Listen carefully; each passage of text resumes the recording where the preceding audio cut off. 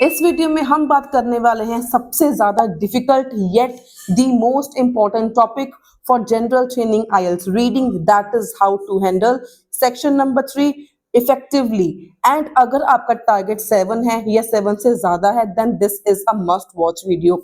इस वीडियो में हम डिस्कस करने वाले हैं आपने सेक्शन 3 को सारे 28 to 40 questions in less than 20 minutes आपने किस तरीके से हैंडल करना है ताकि आपका टारगेट जो है वो अचीव हो जाए। Basically this video is for दोस्त जिन्होंने सितंबर में एग्जाम फिल किया हुआ है। सो इस वीडियो को आपने स्किप नहीं करना, एंड तक जरूर देखना है। And the most important thing, इस वीडियो में मैंने एक बहुत ही ज्यादा अनाउंसमेंट, इंपॉर्टेंट अनाउंसमेंट करनी है for all my lovely supporters and subscribers. So watch this video till the end. इसमें आप एक भी अगर आपने पार्ट मिस कर दिया तो आई एम अफ्रेड आपको समझ में नहीं आएगा, क्योंकि जो सेक्शन 3 के सारे क्वेश्चंस होते हैं दीज आर इंटरलिंक्ड, ये सारे आपस में लिंक्ड होते हैं। तो इसको हमने स्किप नहीं करना, इसको हमने छोड़ना भी नहीं है, राइट। आपका टारगेट अगर 4 बैंड भी है या 5 बैंड भी है तब भी सेक्शन 3 करना बहुत ही ज्यादा सिंपल है, बहुत ही इजी है। इसे आपने डरना नहीं है, घबराना नहीं है। सिर्फ मैं जैसे समझाऊंगा आपने उस तरीके से इसको समझना है, उसी तरीके से आपने इसको करना है हैंडल। बहुत ही ज्यादा इजी एंड आसान तरीका हम आज आपको समझाने वाले हैं। एंड चैलेंज है विद इन 20 मिनट्स मैंने ये सारा सेक्शन आपको करके दिखाना है एंड समझाना भी है साथ साथ में आपने कैसे करना है। बट इस वीडियो को, इस सेक्शन 3 को शुरू करने से पहले हमेशा आपने, सबसे पहला आपका स्टेप क्या है, हमेशा आपने देख लेना है इसमें कौन कौन से टाइप्स ऑफ क्वेश्चंस हैं। यप, यहाँ पे हमारे पास क्या है, सेंटेंस कंप्लीशन है विद 1 वर्ड ओनली। 1 वर्ड के हमारे पास सेंटेंस कंप्लीशंस आ गए। इसके बाद हमारे पास हैं writers opinion, list of people हमें गिवन है और हमने इनके ओपिनियन के साथ मैचिंग करनी है। एंड इसके साथ ही हमारे पास हैं 4 मल्टीपल चॉइस क्वेश्चंस भी हैं इसके साथ हमारे साथ, राइट। तो अगर आपने पैटर्न को ऑब्जर्व किया हो तो सबसे इंपॉर्टेंट इसमें समझने वाली बात क्या है कि सेक्शन 3 में आपके पास क्या आएगा, 3 टाइप्स ऑफ क्वेश्चंस आएंगे। सबसे पहली अगर हम बात करें, इसमें से बहुत ही ज्यादा श्योर 100% जिसको मैं बोल सकती हूँ, आपके पास 3 से 4 ब्लैंक्स आनी ही आनी है। एंड कईयों को इनमें भी प्रॉब्लम होती है कि मैम हमें इसकी लोकेशन ही नहीं मिलती, तो ये भी हम समझेंगे कैसे करना है। तो उसके बाद हमारे पास जो इंपॉर्टेंट टाइप्स ऑफ क्वेश्चंस हैं उसमें से हमारे पास आ जाता है writers opinion is very important. इसके साथ हमारे पास मल्टीपल चॉइस क्वेश्चंस हैं, लिस्ट ऑफ हेडिंग्स हैं एंड मैचिंग इंफॉर्मेशन है। इन चारों में से आपको कोई 2 ऑप्शंस, कोई 2 टाइप्स आपको फॉर श्योर आने ही आने हैं। अगर आपका टारगेट 7+ है तो काइंडली आपने सारे क्वेश्चन सेक्शन 3 को अच्छे से प्रिपेयर करना है। एंड आज से इस सीरीज ऑफ वीडियो हम शुरू करने वाले हैं जिसमें मैं आपको समझाऊंगी हर एक type of question for reading section 3। Basically we will focus on reading section 3 for next 5 to 6 days. मेरी वीडियोस रोज आएंगी for next 5 to 6 days, basically on reading, general reading section 3 आपने कैसे हैंडल करना है। अगर आपने 5 to 6 डेज कंटिन्यूसली मेरी वीडियोस को फॉलो कर लिया देन आई गारंटी आपके 7 बैंड्स कहीं नहीं जाएंगे। एंड बीच में एक अनाउंसमेंट भी है तो उसका भी आपने ध्यान रखना है। तो सबसे पहले हम शुरू करते हैं स्टार्टिंग से, जो कि हमारी ब्लैंक्स है, blanks number 28 to blanks number 30। अब इसको करना कैसे है, ऑब्वियसली हमें सबसे पहले क्या करना होता है, read the instructions very very carefully. हमने ऑलरेडी देख लिया है, यहाँ पर है 1 वर्ड ओनली, तो आपका जो आंसर्स हैं वो that will be only in 1 word. इसमें आपके पास एक प्लस पॉइंट ये आ गया कि स्टार्टिंग में ही आपके सेंटेंस कंप्लीशंस हैं। एंड स्टार्टिंग में सेंटेंस कंप्लीशंस हैं, इसका मतलब ये हुआ कि इसके आंसर्स भी आपको स्टार्टिंग ऑफ द पैसेज में ही मिल जाएंगे। और करने कैसे हैं, let's have a look. About 10 years ago, जहां पर भी आपको ईयर्स गिवन हो तो उसको आपने जरूर मार्क करना लेना है। ये आपके कीवर्ड्स हो जाते हैं, कोई भी नाउन है या नंबर है, दीज आर योर कीवर्ड्स। तो यहाँ पे 10 years ago the decision was taken to rewild the farmland at Knepp Castle. तो नेप कैसल के फार्मलैंड को रीवाइल्ड करना है, दोबारा से वाइल्ड में चेंज करना है फार्मलैंड को। नाउ द डैश, अब नाउ की बात कर रहे हैं, नाउ होता है अब। The dash that are used to be grown there has disappeared. अब सबसे इंपॉर्टेंट बात क्या होती है फिल इन द ब्लैंक्स में, सेंटेंस कंप्लीशन में, कि आपको क्वेश्चन की डिमांड पता होनी चाहिए कि क्वेश्चन की डिमांड क्या है, हमें पता क्या करना है, क्वेश्चन पूछ क्या रहा है। अगर आपको यही नहीं पता होगा कि क्वेश्चन की डिमांड क्या है, आपने ढूंढना क्या है, तो आपको आंसर नहीं मिलेगा। तो हमेशा गेस वर्क और डिमांड को समझ के चलो कि क्वेश्चन ने पूछा क्या है, हमें फाइंड क्या करना है, आपको ये पता होना चाहिए बेसिकली कि हमने फाइंड क्या करना है। Now the dash that used to be grown, कुछ उगाया जाता था पहले, कुछ उगाया जाता था पहले। Now the dash that used to be grown there has disappeared, जो पहले उगाया जाता था अब वो डिसअपीयर हो चुका है, खत्म हो चुका है। तो हमने बेसिकली डिमांड किया है the dash that used to be grown, क्या ऐसी चीज उगाई जाती थी जो अब डिसअपीयर हो गई है, ऐसी क्या चीज उगाई जाती थी, राइट। और हमने पहले ही देखा कि फर्स्ट क्वेश्चन है जिसकी जो लोकेशन है वो स्टार्टिंग में ही होगी। अब पैराग्राफ भी देखो आपके सामने है। अगर हम यहाँ पे देखें नेप कासल की बात यहाँ पर कर रहे हैं, ठीक है, तो यहाँ पर अ डेकेड हमने कीवर्ड मार्क किया था, हमने क्या मार्क किया था 10 इयर्स अगो, 10 ईयर्स अगो किया था। मतलब अगर आपको नहीं पता तो 10 इयर्स को हम क्या बोलते हैं, it is called a decade. 10 years is called a decade, मतलब एक डेकेड में 10 साल होते हैं। ये छोटी छोटी लेकिन इंपॉर्टेंट चीजें हैं, ये आपको पता होनी चाहिए, राइट। अब यहाँ पे हमें कीवर्ड मिल चुका है आफ्टर बेयरली अ डेकेड, मतलब about 10 years ago nature has come back astonishingly quickly, neat fields of maize have been replaced, disappeared, replaced, fields of maize has been replace. तो यहाँ पर किस चीज की बात कर रहे हैं, क्या रिप्लेस हो गया है, क्या डिसअपियर हो गया है, मेज। मेज को उगाया जाता था वो जो है अब डिसअपियर हो चुका है, रिप्लेस हो चुका है। तो इसका आंसर क्या आ जाएगा हमारे पास, मेज आ जाएगा इसका आंसर। मतलब क्वेश्चन की डिमांड समझने के बाद अगर आप करोगे तो आपको बहुत ही इजी लगेगा। उसके बाद and the country side is more likely parts of dash, जब जो कंट्री साइड है, कंट्री साइड होता है village area, it is more like parts of dash. अब पार्ट्स ऑफ डैश, अब इसमें ना हम देखेंगे इसका आंसर हमें कैसे फाइंड करना है। पार्ट्स ऑफ किसकी तरह ये लगता है, ये हमने फाइंड करना है। तो हमेशा इसके जो आंसर्स होते हैं they are always in order, किसकी तरह लगता है, मोर लाइक मतलब यहाँ पे क्या आ गया, resembles, resembles with a landscape that resembles the typical grasslands of Africa। अब इसका ये आंसर है, ये इसकी लोकेशन है। अब कईयों को क्या होता है, आपको लोकेशन तो मिल जाती है लेकिन आंसर नहीं मिलता है, तो आपने क्या करना है, अगर आपने तो आंसर गेस कर लिया that is very very good. मतलब आपने बेसिकली जो आप आंसर गेस करते हो kindly comment those answers in comment section below, ताकि मुझे भी पता चले कि आपका लेवल कितना है, राइट। अब यहाँ पे क्या है, टिपिकल ग्रासलैंड्स ऑफ अफ्रीका। अब कई स्टूडेंट्स के माइंड में आएगा कि मैम टिपिकल ग्रासलैंड्स आएगा या अफ्रीका आएगा या ग्रासलैंड्स आएगा, कईयों के माइंड में ये क्वेश्चन होगा। इसको डाउट को क्लियर करने के लिए हमने क्या करना है, तो यहाँ पर ब्लैंक के पहले हमारे पास ऑफ वर्ड है। हमेशा एक चीज को आपने माइंड में रखना है, अगर आप कंफ्यूज हो जाओ तो आपने ब्लैंक के पहले वाला वर्ड एंड ब्लैंक के बाद वाला वर्ड जरूर नोटिस करना है। इसमें भी आपने जहां पर आर्टिकल्स हो ए एंड द, या प्रपोजिशंस हो जाए आपके पास जैसे ऑफ, इन, टू, ये चीजें आपको बिल्कुल सेम टू सेम मिल जाती हैं इन दी पैसेज। अब यहाँ पे पार्ट्स ऑफ था, तो अगर हम लोकेशन में देखें यहाँ पर भी हमारे पास क्या है, ग्रासलैंड्स ऑफ अफ्रीका। तो आपको समझ में आ गया होगा इसका आंसर क्या है। तो इसका आंसर मैं नहीं बताऊंगी, you have to comment in the comment section below. तब उसके पास हमारा है लास्ट क्वेश्चन। अब है question is the state host the largest number of dash of a particular species in the whole country. और अगर आपके पास क्वेश्चन बहुत ज्यादा लेंथी हो जाए, ये भी कईयों की प्रॉब्लम होती है, मैम क्वेश्चन बहुत लेंथी है हमें समझ में नहीं आया, तो आपने सारा क्वेश्चन रीड ही नहीं करना, आपने रीड सिर्फ उतना करना है जितनी आपकी क्वेश्चन की डिमांड है। अब यहाँ पर डिमांड क्या है, the state host the largest number of dash of a particular species, किसी पर्टिकुलर स्पीशीज की बात कर रहे हैं, लार्जेस्ट नंबर ऑफ स्पीशीज, कौन सी स्पीशीज की बात कर रहे हैं, हमने ये ढूंढना है। मतलब डिमांड क्या है क्वेश्चन की, किस स्पीशीज की बात कर रहे हैं, लार्जेस्ट नंबर ऑफ व्हाट, कौन से स्पीशीज की बात कर रहे हैं। एंड अगेन इसके answers are always in order, जहां पर सेकंड का आंसर मिला उसके नीचे हमने थर्ड का आंसर यहाँ पे देखना है।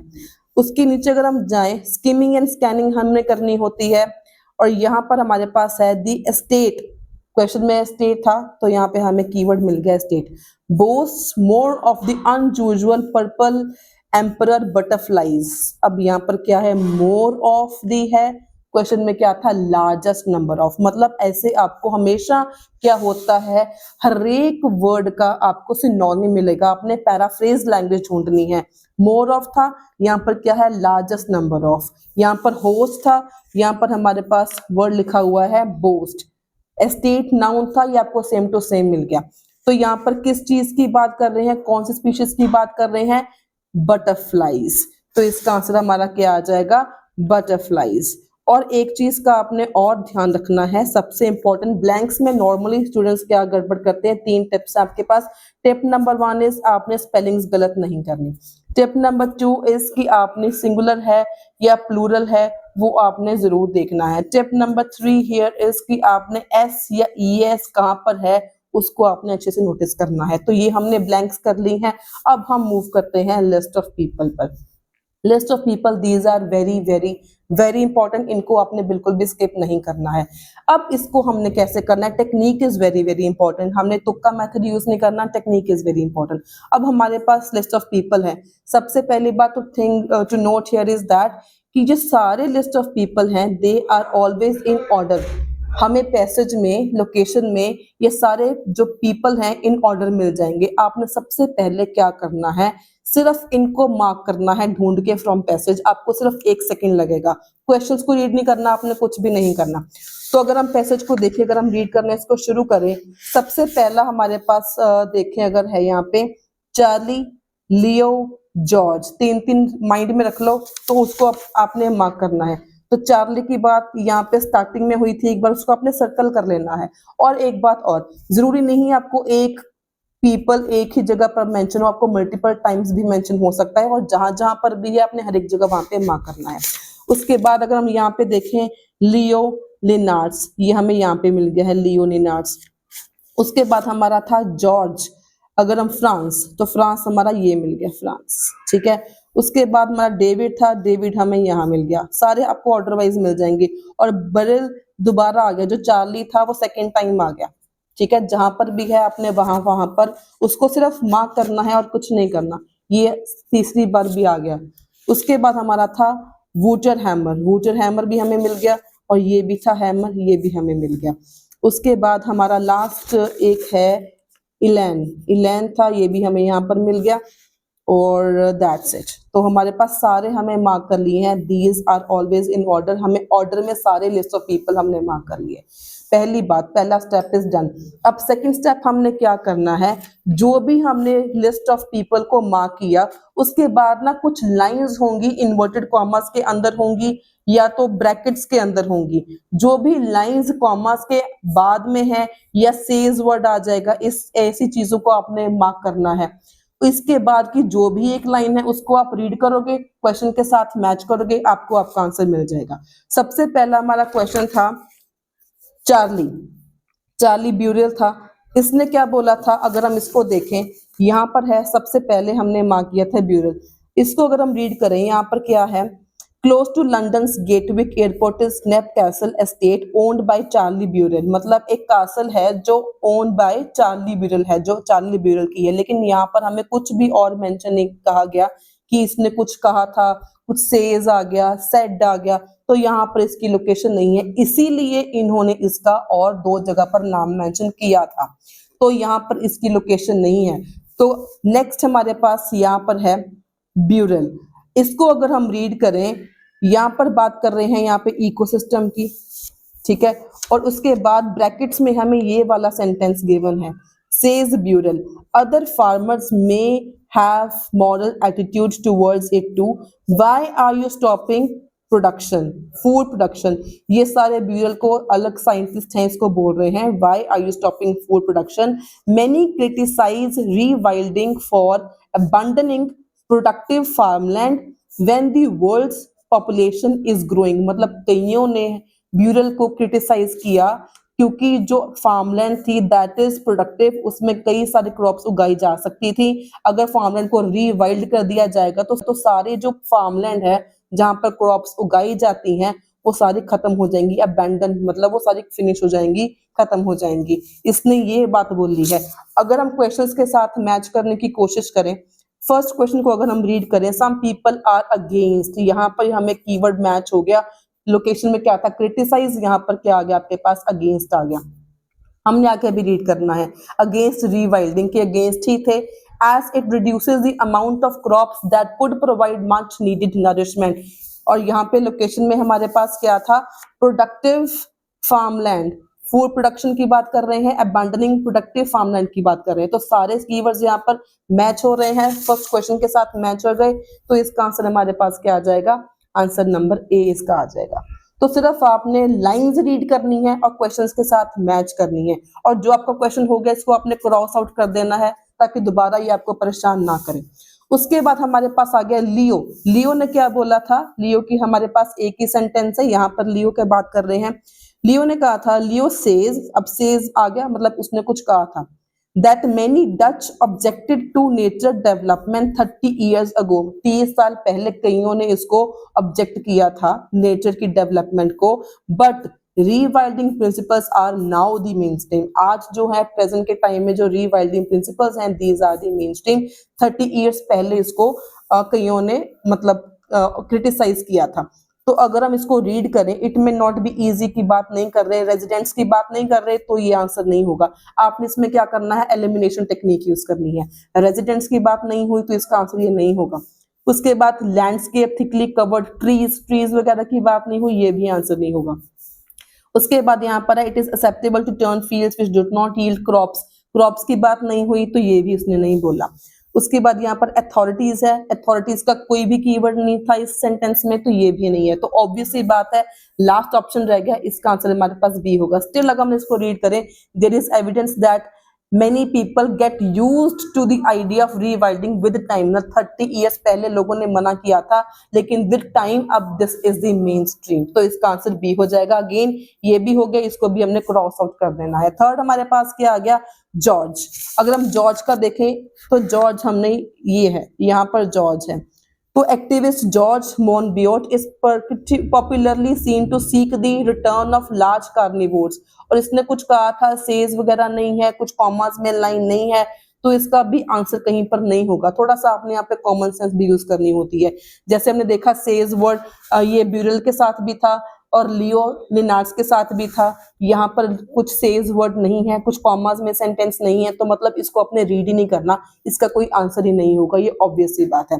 इसके बाद हमारा आ जाता है फ्रांस। तो फ्रांस ने क्या बोला था, ऑप्शन नंबर डी। तो फ्रांस की बात हो रही है यहाँ पर। So France Vera, since 1980s Vera has introduced wild cattle, horses and deer to rewilded marshland and proved that, इसने प्रूव किया था, natural grazing creates more dynamic landscape, बहुत अच्छा डायनेमिक लैंडस्केप बना सकता है। So okay, last part left, we have 37 to 40 multiple choice questions, बहुत ही ज्यादा इजी हैं, इसको आपने स्किप नहीं करना। हमने करना कैसे है, लेट्स हैव अ लुक। अब यहाँ पर सबसे पहले आपने करना शुरू कभी भी नहीं करना, सबसे पहले लोकेशन मार्क कर लो सारे क्वेश्चंस। ये कैसे करनी है, यहाँ पर आपको बहुत ही क्लियरली गिवन है, फिफ्थ पैरा, ठीक है, फिफ्थ पैरा आपने मार्क कर लेना। उसके बाद हेल्मर, हेल्मर ने क्या बोला था ये हमने देखना है। उसके बाद टेड ग्रीन, किसके बारे में कंसर्न था, टेड ग्रीन आपका यहाँ पे कीवर्ड आ गया। उसके बाद है इन दी फाइनल पैराग्राफ, तो आपने सबसे पहले सिर्फ लोकेशन को मार्क करना है, final paragraph, Helmer, Ted Green and final paragraph. अगर हम लोकेशंस की तरफ जाएं तो फिफ्थ वाला पैराग्राफ हमारा कौन सा बनता है, दिस इज हमारा फिफ्थ वाला पैराग्राफ। ये इसका लोकेशन मार्क कर लो, 37th क्वेश्चन का ये आंसर है, इसको मार्क कर लो। उसके बाद हमारे पास था हेल्मर, हेल्मर यहाँ पर भी है और हेल्मर हमारे पास यहाँ पर भी है। इसका हम ऑलरेडी आंसर मार्क कर चुके हैं, तो इसमें नहीं होगा, तो इसका आंसर इसमें होगा। तो क्वेश्चन नंबर 38 का आपने इसमें मार्क कर लेना है। उसके बाद था टेड ग्रीन, सिर्फ आपने स्कीमिंग एंड स्कैनिंग करनी है। टेड ग्रीन हमारे पास ये रहा, ये 39th क्वेश्चन की लोकेशन है एंड लास्ट पैराग्राफ फाइनल ये है, ये 40th क्वेश्चन की लोकेशन है। तो आपने सिंपली लोकेशंस मार्क कर ली, सिर्फ आपने आंसर्स को ढूंढना है। तो अगर हम क्वेश्चन को रीड करें, आपने हमेशा क्वेश्चन को रीड करना है, आपने ऑप्शंस को रीड कभी भी नहीं करना। अगर आपने ऑप्शंस को रीड कर लिया पहले ही कंफ्यूज हो जाओगे। तो क्वेश्चन क्या है, in the fifth paragraph the writer points out that burial writer ने क्या पॉइंट आउट किया ब्यूरल के बारे में, ये हमने पता लगाना है इन दी 5th पैराग्राफ। और इसमें आपने यूज करनी होती है एलिमिनेशन टेक्निक। आपने कभी भी पहले वो ऑप्शंस को रीड नहीं करना। तो ब्यूरल यहाँ पे पर्टिकुलरली क्या बोल रहा है, rewilding has been pragmatic way, pragmatic होता है प्रैक्टिकल, पी से प्रैग्मेटिक, पी से practical, way to revive struggling family farm. Ecotourism there makes as much profit as his conventional farm did। जो उसका conventional farm था, जितना वो profit बनाता था उतना ही ecosystem भी बना सकता है। सो यहाँ पे लिखा हुआ है neps unproductive soil meant burial could not compete with globalized food production। His profits may be steady while conventional dairy and cattle farm incomes fall dramatically. Basically इसमें आपने मोटा मोटा आइडिया लगाना है कि इसमें बात कहाँ पे क्या बात कर रहे हैं, और जो आइडिया होता है वो हम स्टार्टिंग में ही लगा सकते हैं। यहाँ पे इको टूरिज्म बोल दिया उसने, प्रॉफिट की बात कर दी इसमें, ग्लोबल की बात कर दी इसमें, ठीक है। तो अगर आप देखो प्रॉफिट्स की तरफ, सॉरी ऑप्शंस की तरफ अगर आप देखो, फर्स्ट ऑप्शन क्या है, had clear financial reasons for rewilding his farm. Financial reasons हमने क्या अभी रीड किया यहाँ पे, इको टूरिज्म के बारे में, कन्वेंशनल नीड्स के बारे में, प्रॉफिट के बारे में। तो प्रॉफिट कहाँ पर आता है, सारा कुछ फाइनेंशियल के अंदर आता है। तो मतलब एक आपने मार्क कर ले कि शायद इसका ऑप्शन ये हो सकता है। Is worried that his land now looks extremely untidy। तो अनटाइडी की हमने कहीं भी नहीं रीड किया, ये टाइडी था या नहीं था, तो ये ऑप्शन तो आएगा नहीं। मतलब हर एक ऑप्शन में एक वर्ड ऐसा होता है जिसका आपको मेंशन नहीं होता in the location. Has considerably increase the money he makes, increase money नहीं बोला उसने, कहा कि प्रॉफिट बन सकता है, इंक्रीज करी या नहीं करी ये उसने नहीं बोला। Was initially guided by other people, तो गाइड किया कि नहीं किया ये भी हमें नहीं मेंशन। तो फाइनेंशियल रीजंस थे उसके पीछे रिवाइल्ड फार्म्स करने के, तो ये इसका आंसर नंबर ए हो जाएगा, क्योंकि यहाँ पर क्लियरली मेंशन है, एक जो हमने लाइन पे यहाँ पे रीड करी थी, ecotourism there makes as much profit as his conventional farm did. जो कन्वेंशनल फार्म का प्रॉफिट होता है वो इको टूरिज्म भी बना सकता है। मतलब फाइनेंशियल रीजन था उसका रीवाइल्ड करने के पीछे। तो टॉपिक ही मोर ओवर रीवाइल्डिंग के बारे में है, तो बाकी तो आंसर आएंगे नहीं। तो आई होप आपको क्लियर हो गया आपने एलिमिनेशन टेक्निक किस तरीके से यूज करनी है। ज्यादातर आपको लास्ट क्वेश्चंस में कंफ्यूज बहुत करते हैं, लेकिन आपने हमेशा एलिमिनेशन टेक्निक यूज करनी है। एक आपने वर्ड ऐसा ढूंढ लेना है जो आपको लगता है कि लोकेशन में आपने नहीं रीड किया। उसके बाद what does Helmer say about young people and the land. Helmer ने young people and the land के बारे में क्या बोला हेल्मर ने, राइट। हमने हेल्मर की लोकेशन यहाँ पर मार्क करी थी। अगर हम इसको रीड करें, Helmer says there is no point in seeking to feed that world with traditional organic farming because there is no one to do labour when he asked the students who wants to farm none raise their hands, they have completely different relationships to nature। यहाँ पर अगर हम read करें, यहाँ पर बोल रहे हैं कॉमर्स में बेसिकली लाइन होती है, जब भी किसी पर्सन के बारे में हो तो कॉमर्स वाली लाइन में आपने मेन फोकस करना है। They have a completely different relationships to nature, to their parents and grandparents, they are not fighting with it on daily basics।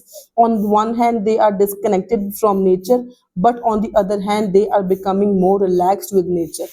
तो बेसिकली किस चीज की बात कर रहे हैं। अब हम अगर ऑप्शंस को रीड करें, ऑप्शंस में हमारे पास क्या है, they want to leave it and find work in city. Work in city की बात करी या नहीं करी आपने बताना है। Many want to take over running their family's farm, family farm को टेक ओवर करना। टेक ओवर मतलब क्या होता है कि जो फैमिली का बिजनेस है उसको अपने हाथ में ले लेना। They have developed new ways of interacting with it, many are interested in building business। Business की बात करी या नहीं करी, तो इसका आंसर आपने बताना है कमेंट सेक्शन में। इसका आंसर आपको क्या लगता है क्या होना चाहिए।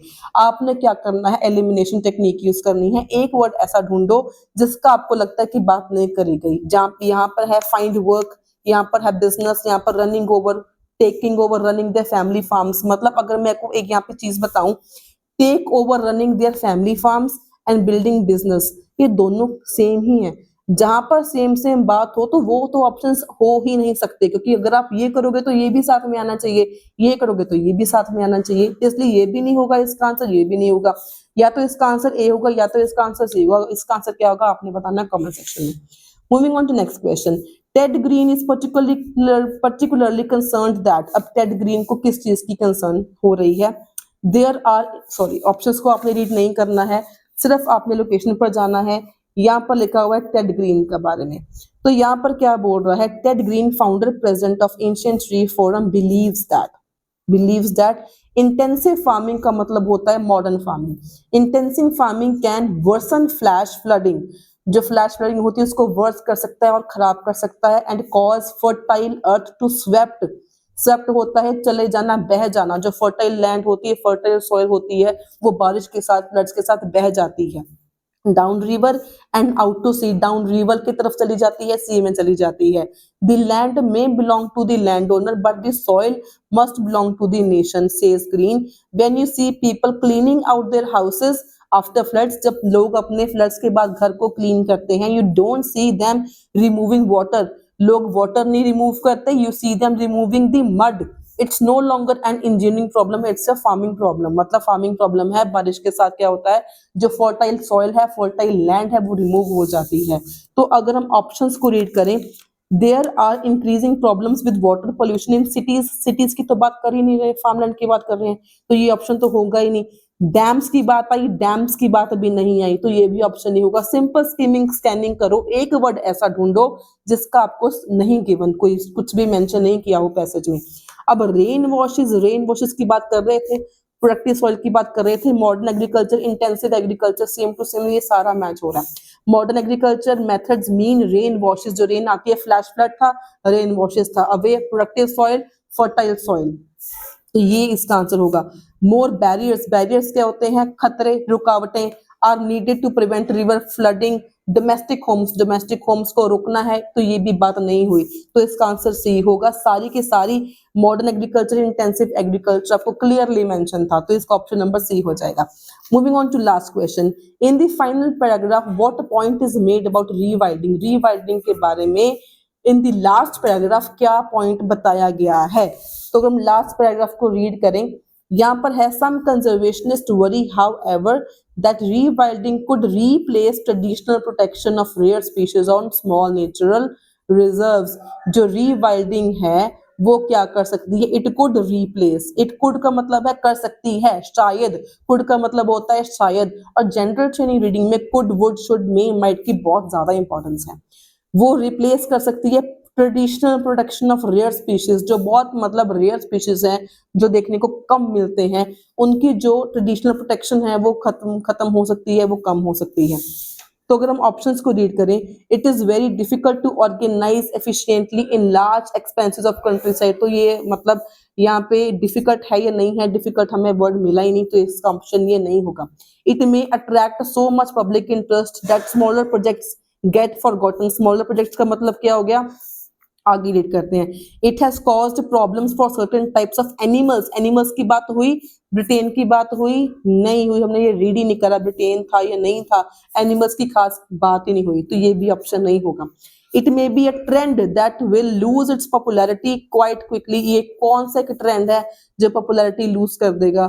तो पॉपुलैरिटी के बारे में बात भी नहीं हुई, ये भी इसका ऑप्शन नहीं होगा। अगर आपको समझ में नहीं आता, हमेशा आपने एक वर्ड वैसे ढूंढो जिसका मेंशन नहीं है। मैंने यही चीज आपको आज हर एक एमसीक्यूज में समझाई, और ऐसे ही हमने एमसीक्यूज करे, और ऑप्शन क्या रहेगा? बी रहेगा। It may attract so much public interest, भी लोगों को इतना यहाँ पे इंटरेस्ट आ सकता है that smaller projects may gate forgotten, तो यहाँ पर लिखा हुआ था हाउएवर, मतलब लेकिन रीवाइल्डिंग कुड रिप्लेस का कुड आ गया, और यहाँ पर भी हमारे पास मे था, मे का मतलब भी शायद होता है, कुड का मतलब भी शायद होता है, ठीक है।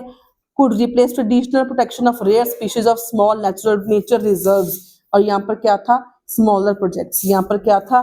Traditional protection of rare species. तो इसका लोकेशन ये मैच हो रही है, तो ऑप्शन नंबर बी इसका आंसर हो जाएगा। तो इस तरीके से आपने भी करना है मल्टीपल चॉइस क्वेश्चंस। अगर आपको वीडियो से कुछ सीखने को मिला हो, हेल्पफुल लगा हो, do give it a thumbs up, share it with your friends, and don't forget to subscribe my channel for daily informative video on IELTS. Until then, stay happy, stay healthy, and all the very, very best for IELTS preparation.